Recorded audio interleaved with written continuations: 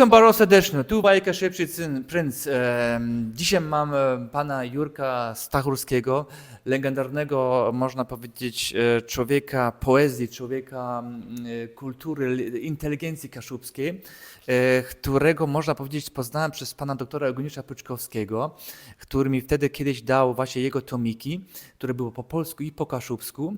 I ja się powoli zaczynałem właśnie czytać tą poezję i dopiero poznałem pana Jurka twórczość i dlatego dla mnie jest wielki zaszczyt właśnie tu zrobić z nim taki wywiad właśnie o tej poezji, ale nie tylko, bo dzisiaj mieliśmy warsztaty literackie, gdzie pan Jerzy właśnie nie tylko opowiadał nam o różnych jego inspiracjach własnych, ale też o jego metodologii, jeśli chodzi o jego wiersze, a nawet na końcu były praktyczne warsztaty, co mi się bardzo podobało, bo naprawdę, co pan Jurek właśnie powiedział, trzeba jednak próbować i nie zniechęcać się i po prostu cały czas próbować. I w tym chyba tkwi właśnie klucz. Panie Jurku, jak to wygląda z tą poezją u pana? No, myślę, że po pierwsze bym powiedział, że tak, że dla każdego z nas jest jakieś miejsce. Jest miejsce takie, które jest wyznaczone i to nie wiem, kto to wyznacza te miejsca, ale są też i okoliczności takie, że czasami po prostu te okoliczności sprawiają, że my w tym miejscu gdzieś przystajemy albo idziemy dalej i one mają wielkie znaczenie na całe życie dla nas. Pan wspominał na przykład, bardzo taki fajny cytat był Jana Drzyżina, wielkiego, można powiedzieć, no, intelektualistę, poetę kaszubskiego. Co on do pana powiedział i dlaczego to takie było ważne w życiu? Bo to było bardzo ciekawe. Powiedział to, że trzeba zważać na to, kto mówi, kto wyraża jakieś opinie. I to jest ważne, żeby słuchać tych opinii, tych osób, które my sobie cenimy i które przedstawiają jakąś dla nas wartość dodaną. To są właściwie opinie, które są dla nas budujące. Chodzi o to, żeby to były opinie budujące, żeby one nas po prostu prowadziły dalej do jakichś następnych dokonań artystycznych, jeżeli próbujemy coś tworzyć. Ale nie tylko, bo przecież możemy być człowiekiem innych jakichś działań jakichś społecznych i tak samo tutaj trzeba patrzeć na to wokół nas, kto nam co mówi i kierować się tymi opiniami właśnie, które są takie budujące. Tak. A jaka jest właśnie, jeśli ktoś skomentuje te pierwsze kroki, jeśli ktoś pisze wiersze i ktoś to mocno skrytykuje, to co to może wywołać i gdzie widzi pan taką skrajność? To znaczy ja myślę, że bardziej niebezpieczeństwo. Tak. Nawet. No przede wszystkim dlatego, że ta osoba po prostu może się zamknąć, po prostu może przestać w ogóle się tym zajmować, bo po prostu zostanie zniechęcona. I to jest właśnie to, że to, co jest właśnie w dydaktyce, żeby ucznia wspierać, tak, żeby budować takie kolejne kroki, które pokazują to, co zrobił dobrze, a co może jeszcze poprawić. Tak jak nikt z nas nie jest doskonały, że właśnie, że wszystko robimy dobrze. Robimy pewne rzeczy dobrze, a niektóre rzeczy możemy zrobić lepiej. I to samo jest tutaj, to samo jest w działaniach, czy to jakichś zawodowych, jakichś innych zawodach, tak samo w zawodach, w twórczości też możemy pewne rzeczy robić dobrze, a niektóre rzeczy możemy poprawić. I tutaj właśnie jest bardzo ważna rola, żeby spotykać na drodze od samego początku właśnie takie właśnie podanie ręki, żeby po prostu żeby coś robić. Ja pamiętam, kiedy chodziłem do szkoły muzycznej, miałem naprawdę znakomitą nauczycielkę, która uczyła nas wielu przedmiotów i mieliśmy zawsze w poniedziałek dyrygowanie cały dzień od godziny 8 do godziny bodaj 13. Każdy miał pół godziny, dyrygował i ona zawsze mówiła, ustawiała nas tam w każdym semestrze, po każdym semestrze powiedziała, że ty będziesz robił to, ty będziesz robił to, ty będziesz robił to, ty będziesz robił to. I miała rację, bo właśnie wielu z moich kolegów, znaczy koleżanek i kolegów, tak jak ona powiedziała, to właśnie wykonują te zawody. Mi powiedziała, że Pan Jerzy, Pan będzie komponował. No i, Tak? i komponuje. To jest niesamowite, niesamowite. Znaczy zaskoczył, znaczy jak były te warsztaty literackie dzisiaj tutaj w Tuchomiu, bo jesteśmy właśnie w szkole w Tuchomiu, to zaskoczył mnie pan parę razy i w ogóle chciałem powiedzieć ten początek, bo rozdał pan jabłka ze swojego sadu, ja sobie myślę, co tu się dzieje? Ale to miało znaczenie, to nie było tylko taka ludzka, o, mam parę jabłek i teraz rozdam publiczności. Wątek natury, czy w ogóle owoc, jest bardzo ważnym wątkiem w pana poezji. Niech pan może coś więcej o tym opowie. No, jabłko no, to już jest właśnie taki, można powiedzieć, taka faza owocu, taka już ostateczna, tak? Którą i tym owocem, właśnie tym moim doświadczeniem też tutaj chciałem się podzielić. Tak jak tym jabłkiem właśnie z tego sadu, który no, obrodził w tym roku wyjątkowo wspaniałymi jabłkami, wspaniałą ilością jabłek. I tak samo, gdy chodzi o pewne moje doświadczenia, no bardzo to jest mi miło, że właśnie mogę się właśnie takimi doświadczeniami właśnie tej mojej, no można powiedzieć, pasji życiowej, mogę się z kimś podzielić, właśnie muzyką, mogę poezją się podzielić, że mogę po prostu no, powiedzieć parę słów, które dla osoby, która no, może się tym zajmuje, a może się będzie zajmowała, może to i coś będzie jakimś wskazaniem, także no to właśnie jest ta symbolika. Symbolika, tak, tak. Wspomina też pan w tych warsztatach na przykład o swoich takich inspiracjach, kogo warto dzisiaj czytać, no bo często jest tak, że młodzież na przykład przy tym internecie, bo dzisiaj mamy w internecie cały świat. I człowiek, zanim to wszystko wybierze, to by po prostu musiał przestudiować no, wiele miesięcy. Czy kogo warto czytać i dlaczego? No, właściwie myślę tak, że mamy różne potrzeby, tak? Mało tego, mamy różne zainteresowania i po prostu myślę, że no, każdy krąg, jeżeli mówimy o literaturze, tak? każdy krąg literacki ma swoich mistrzów, prawda? I warto do tych mistrzów sięgać z wielu powodów. Po pierwsze, że po prostu ci mistrzowie no, nam mówią, jak wygląda to mistrzostwo, prawda? I na czym ono polega. Tak jak mówiłem dzisiaj o mistrzu języka polskiego, o Tuwimie, o Sienkiewiczu. Absolutnie są oni mistrzami w tym, co oni pisali, ale Tak. ta doskonałość właśnie przedstawiania różnych tematów, w jaki sposób, od strony właśnie takiej troszeczkę bym powiedział, od strony warsztatowej, od strony właśnie jak to jest dzieło zostało stworzone, jakie tematy można podejmować, w jaki sposób, jakiego użyć właśnie, jakiego gatunku literackiego, jakimi środkami stylistycznymi.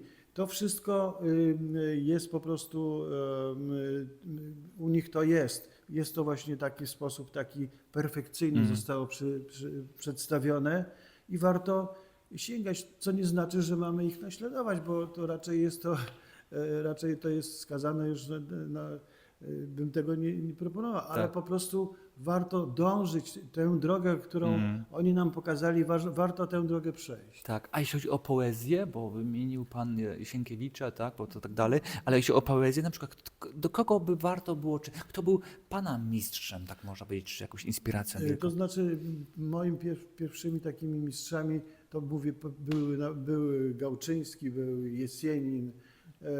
Tutaj, gdy chodzi o gdańskich pisarzy, to Franciszek Fenikowski, którego zresztą miałem okazję poznać. Był Krzysztof Kamil Baczyński, był Józef Czechowicz, Julian Przyboś. To są ci po prostu dla mnie poeci, których czytałem, których podziwiałem, których czytałem wypowiedzi. Powiem więcej, mam w domu takie czasopismo się ukazywało, Poezja kiedyś. Kiedy właśnie byłem w liceum, to było gdzieś w latach 68, 72, już ta poezja w 66 roku się zaczęła ukazywać. Zacząłem czytać właśnie poezję gdzieś tak w 69 roku. Mam wszystkie numery poezji. I to właściwie był można powiedzieć, taki uniwersytet. Ja po prostu każdy egzemplarz wnikliwie czytałem i po prostu tam właściwie można powiedzieć wszyscy poeci, którzy w tym czasie publikowali i byli po prostu byli na topie, jak to się mówi. Po prostu czytałem ich wiersze, czytałem ich wypowiedzi, opracowania, recenzje. To wszystko miało ogromne znaczenie na to, że właśnie po prostu na moją twórczość. Tak, tak. Pisze pan nie tylko w języku polskim, ale też kaszubskim. Jak to się stało? No, ja jestem takim, można powiedzieć, owocem dwóch kultur, to znaczy kultury właśnie tutaj kaszubskiej i kultury krakowskiej. Mój ojciec jest właśnie z Krakowa, a mama jest tutaj z Kaszub, z Kłosowa, także tutaj z centrum Kaszub. Tak, tak, tak, tak. I to było, że pan był w domu osłuchany językiem kaszubskim, tak? Po prostu jeśli Właśnie chodziło u tak. dziadków przebywałem, właśnie tutaj w Kłosowie przebywałem w okresie właśnie wczesnego dzieciństwa, ale właściwie wszystkie wakacje, wszystkie wolne chwile spędzaliśmy tutaj. Dlaczego? Dlatego, że bo na co dzień mieszkaliśmy w Gdańsku, to tutaj było około 25-30 kilometrów tam, gdzie mieszkaliśmy, do Kłosowa, więc było blisko, a do Krakowa w tamtym czasie to była podróż 12 godzin pociągiem, zatłoczonym pociągiem, pełnym po prostu pasażerów, więc była to po prostu, było to z natury rzeczy po prostu łatwiejsze do zorganizowania. Zaskoczyło mnie też w tych warsztatach, powiedział pan, że wszystko, co już było, to było w latach 60., 70. Teraz to jak coś jest nowego, to zawsze jest jakaś trochę taka powtórka, troszeczkę lekko zmieniona. Mógłby to pan troszeczkę głębiej opowiedzieć o tym? Dlaczego pan tak uważa? Myślę, że po prostu że to jest taki, zauważyłem taki trend, który występuje nie tylko w twórczości literackiej, ale właściwie choćby czy w modzie, czy w muzyce. Są powroty do pewnych już stylów, które już były. Tak. Oczywiście one są ulepszane, one są troszeczkę zmieniane, ale ten taki rdzeń pozostaje. To jest oczywiście moje odczucie. Ja uważam, że ten język, którym kiedyś posługiwali się właśnie poeci, powiedzmy lat 60., 70., on po prostu teraz jakby znowu zostaje jakby odkryty przez następne pokolenie. No przecież oni go nie znali, oni po prostu odkrywają, oni przedstawiają dzieła, które to jest ich język, ale może podświadomie po prostu jakby piszą w takim stylu, który już kiedyś był. Zresztą mówiąc szczerze, trudno coś naprawdę takiego wymyśleć, co by było zupełnie takiego zupełnie nowego. Właściwie już wszystko zostało powiedziane. Zostało wszystko powiedziane w literaturze, tak samo w muzyce, w sztuce, właściwie wszystko. Teraz tylko jest pewne jakieś są odkrycia, które takie, że na nowo coś powiedzmy jest pokazane, ale przez pryzmat powiedzmy już pewnych osiągnięć twórców, którzy kiedyś tworzyli. Wspomniał też pan na przykład, że zdobył pan dużo nagród i tak dalej i na przykład, że były takie plebiscyty, można powiedzieć, w innych miastach, a pan w ogóle tam nie był. Czy może pan zdradzić po prostu swoją metodę, jak pan doszedł do tego, że pan zdobył wiedzę o pewnej miejscowości czy o pewnym regionie i wygrywał później te plebiscyty? To dla mnie było, bo jak pan to opowiadał, to aż mi się nie chciało to wierzyć, po prostu to była niesamowita rzecz. No tak, no to oczywiście każdy taki temat, zwłaszcza tak zwany temat historyczny, czy też związany powiedzmy z danym jakimś miejscem, wymaga takiej, bym powiedział, pewnego takiego oglądu historycznego, tak? Trzeba po prostu zagłębić się w literaturę, trzeba zagłębić się w historię. No i oczywiście wybrać to, co ja jestem w stanie napisać, co będę potrafił napisać, tak? Bo jest to, są to niezwykle trudne sprawy, znaczy dla mnie są to trudne sprawy po prostu na przykład jakieś zagłębianie się w historię, to również takie niesie z sobą takie piętno pewnego takiego obciążenia tematycznego, takiej erudycji, która Tak. dla czytelnika no, poezji no, może się wydawać, powiedzmy, no, taka zniechęcająca do lektury. Natomiast tutaj no, po prostu należy to jest troszeczkę inaczej do tego podejść. Tutaj podałbym twórczość na przykład właśnie choćby czy Broniewskiego, właśnie czy Czechowicza właśnie, który pisał o Lublinie. No, wielu zaczarowana dorożka Gałczyńskiego, prawda, w Krakowie, więc są to tematy, które no, wskazali nam już no, ci wybitni Tak, wybitnie. poeci, że można, prawda, oczywiście trzeba znaleźć pomysł na to, tak? No ja szukałem tym pomysłu właśnie w jakimś toposie właśnie ulic, jakimiś nazwiskami, jakimiś szczegółami takimi charakterystycznymi dla danego terenu. Właśnie na przykład w konkursie tam, w drugim konkursie o Cieszynie, w którym brałem udział drugi raz, to szukałem w roślinach, prawda? Bo tam są właśnie też takie są osobliwości roślinne i tam zastosowałem te rośliny też w moim wierszu i to zwróciło uwagę, no i dostałem tam też właśnie nagrodę. Tak, to było niesamowite po prostu, tak, jak tak pan opowiadał, to po prostu to wszyscy wielkie oczy robili. Wspominał też pan o jakimś plebiscycie w Zakopanem, że na końcu też tam pan chyba coś wygrał, ale że oni też bardzo forsowali swoich, bo ja bym chciał nadciągnąć na to po prostu, czy pan uważa na przykład, że tutaj na Pomorzu czy na Kaszubach jest tak, że po prostu ci tutejsi ludzie literatury, tak, czy poezji, czy oni dostają takie należyte wsparcie, jeśli chodzi, nie wiem, od gmin, od miasta, może od rządu nawet, czy różnych innych instytucji, czy na to, czy literatura, czy poezja jeszcze się liczą z tą sferą kultury? To znaczy, tak, to uległo pewnym przeobrażeniom. Na pewno powiedzmy taka ważność pewnych instytucji, różnych związków i tak dalej, to uległo, można powiedzieć, pewnej zmianie.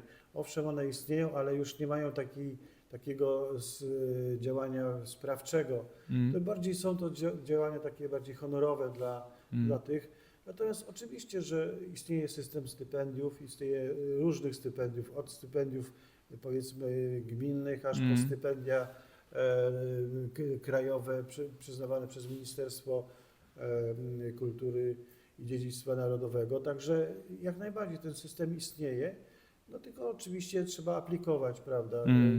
Trzeba, no, żeby otrzymać takie stypendium, też już trzeba mieć pewne osiągnięcia, prawda? Także to nie jest z automatu, tylko po prostu trzeba mieć no, jakieś też zasoby, że tak powiem, jakieś osiągnięcia, żeby właśnie aplikować powiedzmy o jakieś stypendium. Bo wspomniał też pan, że jak właśnie w tym Zakopanem ta pani, która wygrała tą główną nagrodę, to powiedziała właśnie w wybuchu swoich emocji, tak, że pisała 2000 wierszy, zanim coś tam mogła opublikować. To też pokazuje taką kwestię, taką liczbę, bo ludzie często chcą mieć tą liczbę, nie?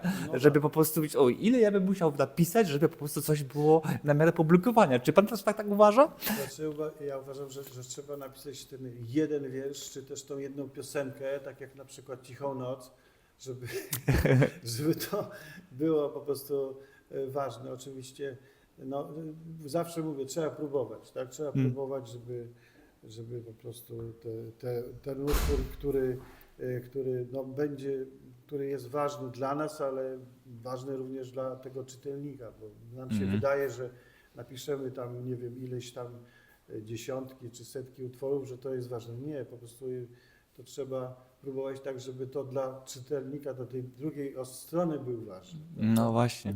I to jest no, cała tajemnica, bym powiedział, twórczości, bo my nie wiemy po prostu, że jak napiszemy czy powieść, czy nie wiem, tomik poezji, czy on będzie miał dobry odbiór, czy zły.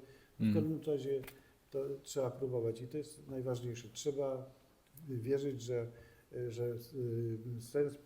sens pisania, między innymi wierszy, no jest potrzebny jest choćby dlatego, żeby pokazać, że ludzie mają mają w sobie taką potrzebę zapisywania swoich emocji, swojego sakrum, swoich wartości, które nie są krzykliwe, które są gdzieś ukryte właśnie w sercach każdego człowieka.